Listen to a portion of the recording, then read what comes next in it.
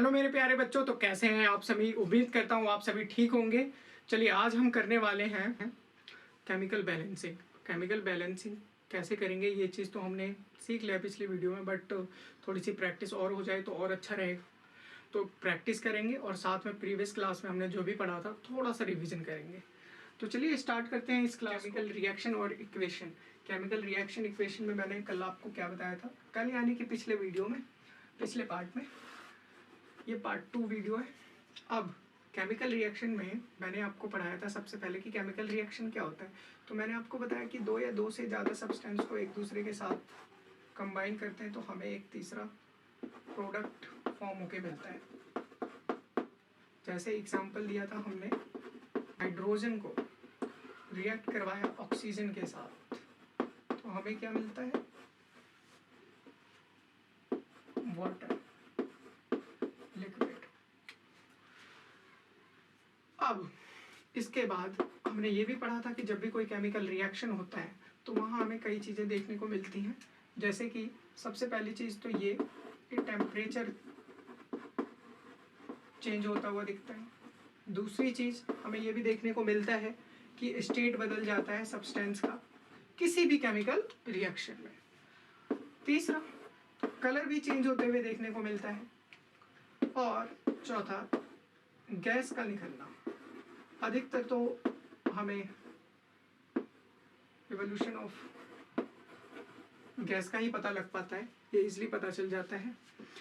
अब देखिए, पता तो ये सारे ही चल जाते हैं। इसका एग्जांपल भी दिया था मैंने, जब चूने पानी को एक साथ मिलाते हैं तो इसमें क्या होता है, हीट जनरेट होता है जिसको हम 6 घंटे के लिए छोड़ देते हैं। इसके बाद हम क्या पढ़ रहे थे, इसके बाद हमने पढ़ा था कि रिएक्टेंट किसे कहते हैं, प्रोडक्ट किसे कहते हैं। केमिकल रिएक्शन में जिस सब्सटेंस को मिलाएंगे एक दूसरे के साथ उसे रिएक्टेंट, और जो हमें मिलेगा उसे प्रोडक्ट।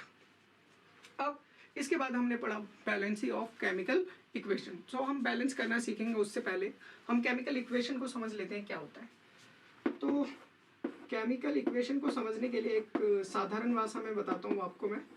देख लीजिए, किसी भी चीज़ का एक तरह से निक नेम लिख देना। जैसे हाइड्रोजन को हमने अभी रिएक्ट करना है किसके साथ, ऑक्सीजन के साथ, तो हमें क्या मिलता है, हमें मिलता है वाटर। अब ये तो मैंने इसका कॉमन नेम लिख दिया, एलिमेंट नेम से कर दिया इसको। अब हाइड्रोजन को क्या लिखेंगे हम, एलिमेंट फॉर्म में H2, और ये क्या है, एक गैस। ऑक्सीजन को O2 सिंबॉलिक फॉर्म में लिखा है हमने इसे, गैस, और वाटर को H2 है जो कि एक लिक्विड के फॉर्म में। तो अब हमने क्या करा, इस केमिकल रिएक्शन को इस केमिकल इक्वेशन के फॉर्म में लिख दिया। और कैसे लिखा है, तो विद द हेल्प ऑफ, हमने सिंबल का इस्तेमाल किया है और उसके साथ साथ स्टेट ऑफ सब्सटेंस, किस स्टेट में, इसके 3-4 स्टेट आपको सॉलिड के देखने को मिलता है, सॉलिड कह रहा हूँ, सब्सटेंस के देखने को मिलते हैं। वो क्या क्या है, सबसे पहले तो लिक्विड, लिक्विड को हम L से डिनोट करते हैं। सॉलिड, सॉलिड को हम किसी भी केमिकल इक्वेशन में S से डिनोट करते हैं। गैस, गैस को हम G से रिप्रेजेंट करते हैं, स्मॉल g। और इसके बाद है एक्वस, एक्वस को हम AQ से रिप्रेजेंट करते हैं। तो ये है स्टेट ऑफ सब्सटेंस। पिछली क्लास में हमने ये सारी चीजें समझी थी। अब इसके बाद हमें क्या समझना था कि जो सब्सटेंस हमने एक दूसरे के साथ मिलाया, हमें बाद में चल करके जो भी सब्सटेंस मिला वो सब्सटेंस दोनों तरफ मास में इक्वल होने चाहिए। अब इधर हाइड्रोजन एलिमेंट कितने हैं, 2, इधर हाइड्रोजन एलिमेंट कितने हैं, 2, ये तो ठीक है। इधर ऑक्सीजन एलिमेंट है 2, इधर ऑक्सीजन है 1, मतलब यहाँ पर बराबर नहीं है, 2 2 4 है यहाँ पर, और दूसरी तरफ कितना है, सिर्फ 3। तो इस चीज को इक्वल करने को हम क्या कहते हैं, बैलेंसिंग ऑफ केमिकल इक्वेशन। अब ये बैलेंस कैसे करते हैं ये मैंने सिखा दिया है पिछली वीडियो में, मैं इसका लिंक दे दूंगा आपको। और अब यहाँ भी सीख लेते हैं थोड़ी सी चीज। अब यहाँ हाइड्रोजन 2 है, ठीक है, इसको छेड़ना ही नहीं है। ऑक्सीजन 2 है, यहाँ ऑक्सीजन 1 है, तो यहाँ 2 से मल्टीप्लाई कर दो। तो अब आप यहाँ देखेंगे 2 ऑक्सीजन तो हो गए इक्वल, बट हाइड्रोजन कितना है 2, और यहाँ कितना है हाइड्रोजन, यहाँ कितना है 2 और 2 4, यहाँ कितना है सिर्फ 2, तो यहाँ भी 2 से मल्टीप्लाई। अब ये इक्वेशन बैलेंस हो गया। अब बैलेंसिंग इक्वेशन किस पे बेस्ड होता है, तो ये हमेशा बेस्ड होता है conservation of law of mass.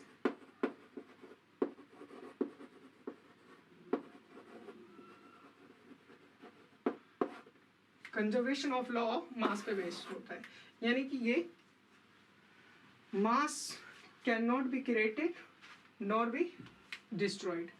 हम सिर्फ इसको क्या कर सकते हैं, एक फॉर्म से दूसरे फॉर्म में कन्वर्ट कर सकते हैं। तो उम्मीद है जो भी बातें अभी हमने की हैं वो आपको समझ में आया होगा।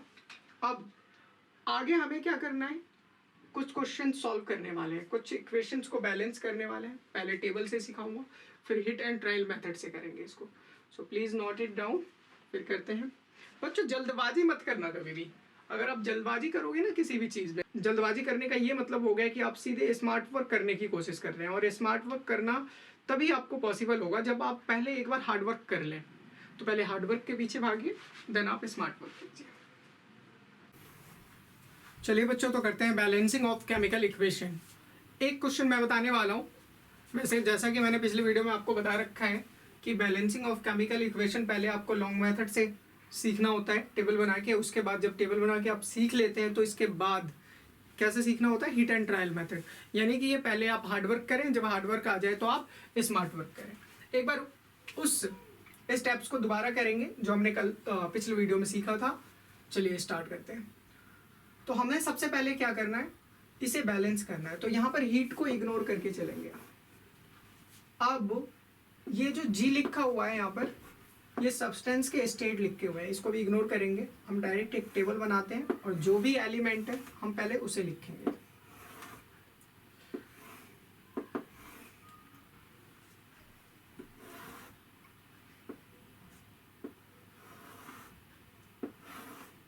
तो इस टेबल में सबसे पहले हमें क्या करना होता है, एलिमेंट लिखना होता है, कौन कौन सा एलिमेंट है, फिर रिएक्टेंट में कौन कौन पार्ट ले रहा है, और प्रोडक्ट क्या मिल रहा है। तो एलिमेंट में एलिमेंट क्या क्या है, कार्बन, हाइड्रोजन एंड ऑक्सीजन। और रिएक्टेंट में देखो कितने नंबर ऑफ कार्बन है, 1, हाइड्रोजन 4, ऑक्सीजन 2। ठीक इसी तरह प्रोडक्ट में चेक करते हैं, कार्बन 1, हाइड्रोजन 2, ऑक्सीजन 3 है टोटल। अब ये हमने इस तरह से लिख देना है। लिखने के बाद हमें प्रोडक्ट और रिएक्टेंट, नंबर ऑफ प्रोडक्ट और नंबर ऑफ रिएक्टेंट, एलिमेंट के नंबर ऑफ प्रोडक्ट और नंबर ऑफ रिएक्टेंट का डिफरेंस देखना है किसमें सबसे ज़्यादा है। तो प्रोडक्ट और रिएक्टेंट में हाइड्रोजन में मुझे सबसे ज़्यादा डिफरेंस देखने को मिल रहा है, 2 का डिफरेंस है, इसमें 1 का डिफरेंस है और इसमें 1 का डिफरेंस है। तो जिसमें डिफरेंस ज़्यादा होगा ना उसको इक्वल करेंगे हम पहले। जैसे रिएक्टेंट में यहाँ हाइड्रोजन 4 है, तो आपको क्या करना होगा, इसके प्रोडक्ट में भी यहाँ 4 लाना होगा। और लाएंगे कैसे, अगर हम इस 2 में 2 से मल्टीप्लाई कर दे तो यहाँ 4 हो जाएगा। तो प्रोडक्ट में हाइड्रोजन में 2 से मल्टीप्लाई करना है, मतलब यहाँ पर 2 से मल्टीप्लाई। इस इक्वेशन को हम दोबारा लिखेंगे, CH4 plus O2 gives CO2 plus H2O plus heat. अब हमने 2 से यहाँ मल्टीप्लाई कर लिया। दोबारा अब एक टेबल बनाएंगे।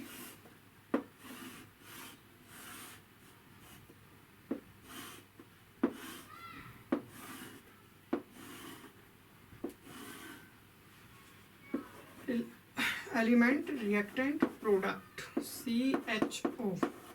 अब यहाँ पे कार्बन कितना है, 1 है, हाइड्रोजन 4, ऑक्सीजन 2। प्रोडक्ट में 1 कार्बन, 4 हाइड्रोजन, 3 ऑक्सीजन। अब इसको भी इक्वल करना होगा।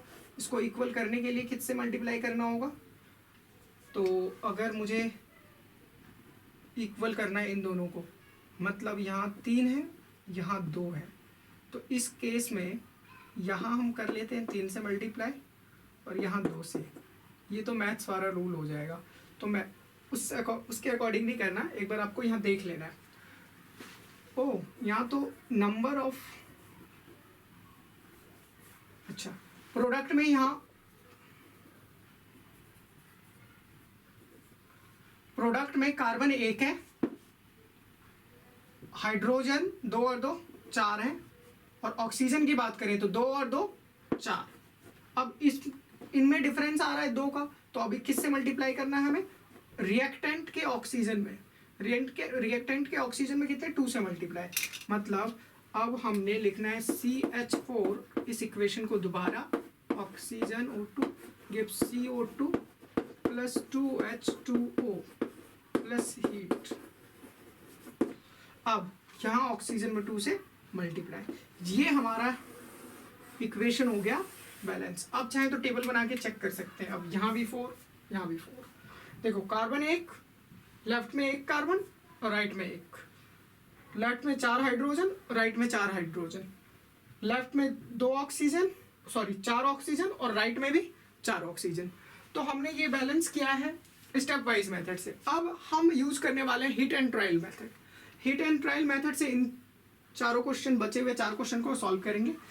इससे पहले आप एक बार उनको ट्राई करके देखें with the help of step wise method. बिना स्टेप वाइज मेथड के सॉल्व करना ठीक नहीं होता। स्टार्टिंग में जब आप एक्सपर्ट हो जाते हैं देन आप कर सकते हैं हिट एंड ट्रायल मेथड का यूज। तो पहले इसे एक बार ट्राई करें, फिर मैं करवाता हूँ। चलिए करते हैं। हाँ, वीडियो पॉज करके एक बार जरूर ट्राई करना है इसको करना। अब मैग्नीशियम ऑक्सीजन, यहाँ पर मैग्नीशियम 1 है, यहाँ मैग्नीशियम 1 है, ऑक्सीजन 2 है, प्रोडक्ट में ऑक्सीजन 1 है। तो इसका मतलब यहाँ कितने से मल्टीप्लाई करना होगा? ऑक्सीजन को 2 करने के लिए 2 से मल्टीप्लाई, ये हमने कर दिया 2 से मल्टीप्लाई। अब दोबारा चेक करते हैं। मैग्नीशियम 1, यहाँ मैग्नीशियम 2 है, यहाँ ऑक्सीजन 2 है, यहाँ भी ऑक्सीजन 2, मतलब मैग्नीशियम यहाँ 2 है तो यहाँ भी 2 करो लेफ्ट में रिएक्टेंट। क्या अब ये बैलेंस है? तो अब ये equation 2Mg plus O2 gives 2MgO, ये एक बैलेंस इक्वेशन है। तो यहाँ पर देखते हैं Pb 1 है, यहाँ भी Pb 1 है, यहाँ नाइट्रोजन 2, यहाँ नाइट्रोजन 1 है, ऑक्सीजन 6 है, यहाँ ऑक्सीजन 5 है। तो हमें क्या करना था? डिफरेंस ज़्यादा का हो, जिन एलिमेंट का डिफरेंस ज़्यादा का हो उसके साथ क्या करना होता है? पहले इक्वल करना होता है। लेकिन यहाँ तो नाइट्रोजन और नाइट्रोजन, इन दोनों में डिफरेंस भी 1 का ही है और ऑक्सीजन में भी डिफरेंस 1 का ही है। तो इससे पहले करें क्या हम? तो हम क्या करते हैं, सबसे पहले अगर हम इसको 2 से मल्टीप्लाई कर दें तो ये कितना हो जाएगा? 2 ऑक्सीजन 6 हो गए टोटल, लेकिन यहाँ Pb कितने हो गए? 2। तो अब आपको करना क्या है? इस 2 से मल्टीप्लाई कर दो, तो यहाँ भी Pb कितने हो जाएंगे? 2। अब आगे चेक करते हैं। अब नाइट्रोजन कितने हो गए? 2 और 2 4। तो नाइट्रोजन यहाँ भी कितने होने चाहिए? 4। यहाँ कितना है? सिर्फ 1। तो इस नाइट्रोजन को इक्वल करने के लिए हम इसको 4 से मल्टीप्लाई, तो हमारे पास जो इक्वेशन आएगी अब निकल के वो ये होगी 2PbNO3 2 gives 2PbO plus 4NO2 plus O2। ये हमारी इक्वेशन निकल के आ गई। अब चेक करते हैं इसको। नाइट्रोजन 4 है, यहाँ भी 4 है, ऑक्सीजन 2, 4 दूनी 8 और 2 10, 2 12, यहाँ 12 है क्या? 2 3 दूनी 6 और 2 12, चलिए 12। ठीक है, सब कुछ इक्वल है। जब लेफ्ट और राइट में सब कुछ इक्वल हो जाए तो इसका ये मतलब होता है कि हमारा जो इक्वेशन है वो बैलेंस है। अब बाकी के बच्चे 2 को भी कर ही लेते हैं। Fe इधर सिर्फ 1 है, इधर Fe 2 है, इधर ऑक्सीजन 4 है, इधर ऑक्सीजन 3 2 5 3 8 है। तो अगर हमने 2 से इधर मल्टीप्लाई कर दिया तो ये टोटल 2 Fe2। ठीक है, सल्फर 2 है यहाँ पर और सल्फर यहाँ पर कितना है? सिर्फ 1। तो अब क्या करना होगा हमें? सल्फर यहाँ 2, यहाँ भी तो 2 है, 1 और 1 2, ऑक्सीजन 4 है, 4 दूनी 8, तो ऑक्सीजन इतना, यहाँ कितना है? 3 2 5 3 8। ये तो बैलेंस हो गया एक बार में, बस यहाँ आपको 2 से मल्टीप्लाई कर देना था। तो बच्चों उम्मीद करता हूँ आपको समझ में आ रहा होगा। अब आगे करते हैं। मैंने क्या करा था, मैंने यहाँ ऑक्सीजन देखा 4, यहाँ देखा 8, तो ऑक्सीजन का डिफरेंस मुझे सबसे ज़्यादा दिखाई दिया 8 और 4 का। तो हमने क्या करा, इधर 2 से मल्टीप्लाई कर दिया ताकि ऑक्सीजन कितना हो जाए 8।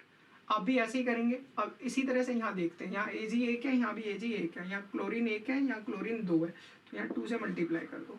2 से यहाँ मल्टीप्लाई किया तो यहाँ सिल्वर 2 हो गया, यहाँ सिल्वर 1 ही है, तो यहाँ भी 2 से मल्टीप्लाई। ये हमारा इक्वेशन हो गया बैलेंस। तो बच्चों उम्मीद करता हूँ कि आपको ये बैलेंस करना तो समझ में आया होगा। अगर ना भी समझ में आए तो आप एक बार प्रैक्टिस कीजिए, 2 बार प्रैक्टिस कीजिए, 3 बार प्रैक्टिस कीजिए, अब सीख जाएंगे। इससे बाहर का कहीं कुछ नहीं आता बोर्ड एग्जाम्स में। तो इसकी प्रैक्टिस और अच्छे से करने के लिए मैं कुछ क्वेश्चंस आपको यहाँ पर लिख दूंगा, उसे आपको क्या करना है, सॉल्व कर लेना है। या आप ये भी कर सकते हैं, NCERT के एक्सरसाइज से बैलेंसिंग इक्वेशन के क्वेश्चंस काफ़ी सारे हैं, वहाँ से आप सॉल्व कर सकते हैं। तो स्टूडेंट्स, इस वीडियो में बस इतना ही आज के लिए। मिलते हैं नेक्स्ट वीडियो में। उम्मीद करता हूँ आपको ये चीज़ें समझ में आई होंगी।